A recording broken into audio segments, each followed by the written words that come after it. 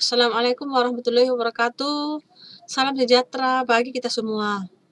Anak kami pada kesempatan ini kita akan melanjutkan materi pelajaran kita yaitu PPKN untuk kelas 10, tepatnya part 7. Adapun judul materi pelajaran kita pada hari ini adalah kedudukan, fungsi, dan tujuan wawasan Nusantara.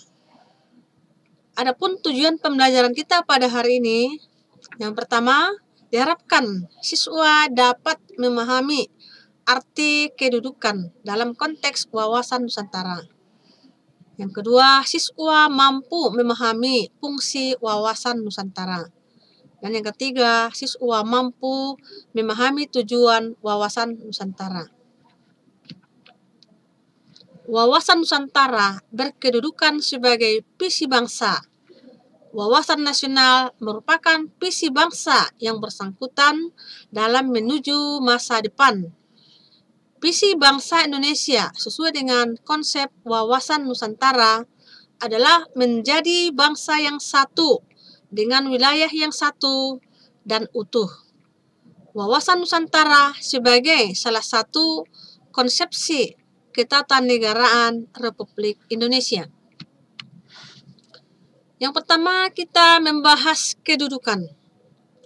A. Wawasan Nusantara sebagai wawasan nasional bangsa Indonesia merupakan ajaran yang diyakini kebenarannya oleh seluruh rakyat agar tidak terjadi penyesatan dan penyimpangan dalam upaya mencapai serta mewujudkan cita-cita dan tujuan nasional.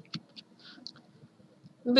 Wawasan Nusantara dalam paradigma nasional dapat dilihat dari stratifikasinya sebagai berikut. Yang pertama, Pancasila sebagai falsafah, ideologi bangsa, dan dasar negara berkedudukan sebagai landasan ideal. Berikutnya, Undang-Undang Dasar tahun 1945 sebagai landasan konstitusi negara berkedudukan sebagai landasan konstitusional. Berikutnya, wawasan Nusantara sebagai visi nasional berkedudukan sebagai landasan visional. Berikutnya, ketahanan nasional sebagai konsepsi nasional atau sebagai kebijaksanaan nasional berkedudukan sebagai landasan operasional. Berikutnya kita akan membahas fungsi wawasan Nusantara. Apa fungsi daripada wawasan Nusantara itu? Nah, wawasan Nusantara berfungsi sebagai pedoman, motivasi, dorongan, serta rambu-rambu dalam menentukan segala jenis kebijaksanaan, keputusan, tindakan, dan perbuatan bagi penyelenggara negara, baik di tingkat pusat dan daerah maupun bagi seluruh rakyat Indonesia dalam kehidupan bermasyarakat, berbangsa, dan bernegara. Apa tujuan wawasan Nusantara itu?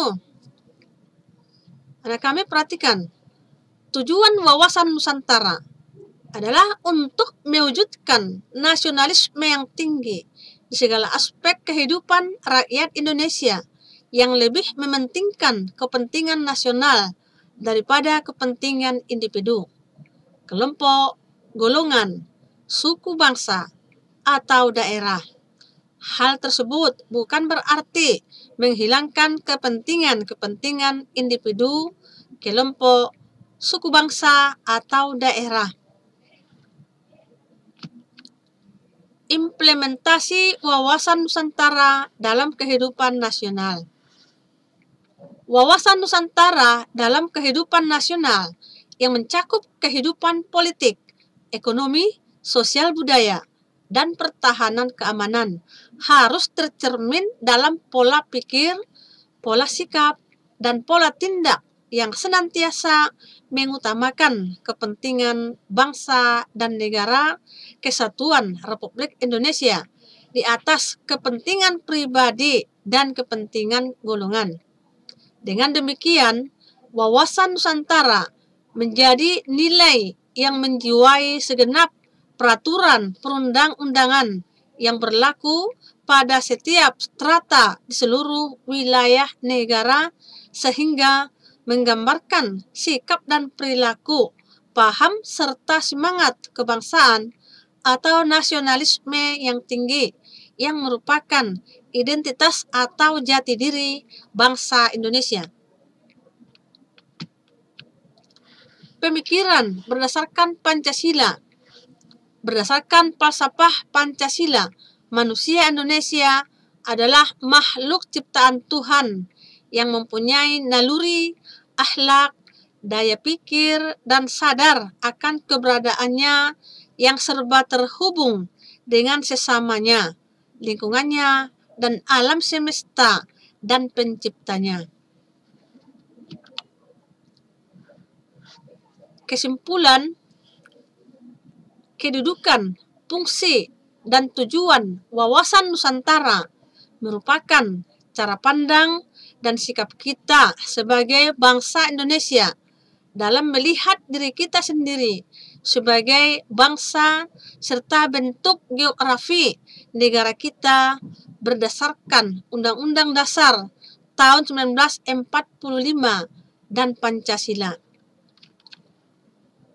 Seperti yang biasa Ibu lakukan, ya, supaya anak kami menambahkan soal-soal latihan dalam buku catatan PPKN-nya, yaitu yang pertama, apa pengertian dari tujuan wawasan Nusantara? Yang kedua, apa langkah-langkah yang harus kamu terapkan dalam semangat kebangsaan atau nasionalisme dalam konteks wawasan Nusantara? 3. Jelaskan menurut kamu apa yang dimaksud kedudukan wawasan Nusantara. 4. Apa-apa saja fungsi wawasan Nusantara. Dan yang kelima, apa yang dimaksud implementasi wawasan Nusantara dalam kehidupan nasional. Sampai di sini materi pelajaran kita pada hari ini, anak kami. Ibu tutup dengan salam. Assalamualaikum warahmatullahi wabarakatuh.